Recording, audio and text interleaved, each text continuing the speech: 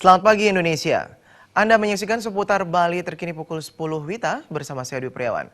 Tata Taman Kota Tabanan saat ini terkesan kumuh. Oleh karena itu, Pemkab Tabanan mengalokasikan dana 3 miliar rupiah untuk membangun panggung terbuka.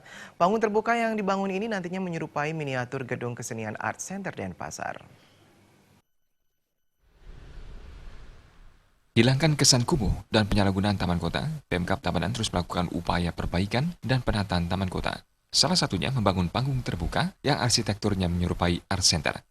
Wakil Bupati Tabanan Komang Gede Sanjaya mengatakan, penataan ini merupakan kelanjutan dari program penataan kawasan kota, seperti renovasi Gedung Mario Tabanan yang saat ini telah memasuki tahap lelangan tender dan pengerjaan. Panggung terbuka ini nantinya dibangun sekaligus sebagai taman terbuka bagi masyarakat Tabanan dengan nama Panggung Terbuka Garuda Wisnu Serasi, dan menghabiskan dana mencapai 3-4 miliar rupiah. Saat ini, Kabupaten Tabanan tidak banyak memiliki taman terbuka yang dipergunakan masyarakat untuk berekreasi dengan keluarga.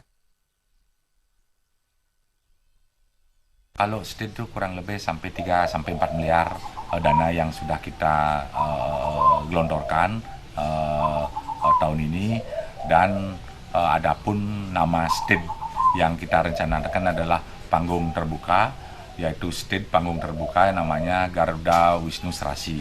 Sehingga kenapa Garuda Wisnu? Karena Garuda Wisnu itu adalah Garuda itu adalah lambang kesetiaan, lambang kegagahan, keharmonisan. Begitupun Dewa Wisnu.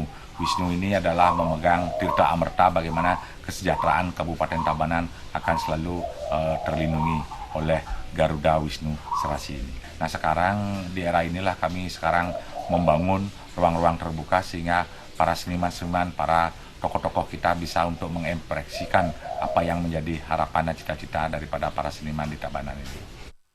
Pembangunan panggung terbuka ini diharapkan dapat membangkitkan seniman-seniman muda dalam berkarya. Terima aja Bali TV. Kami akan kembali di seputar Bali terkini 1 jam mendatang. Selamat pagi dan sampai jumpa.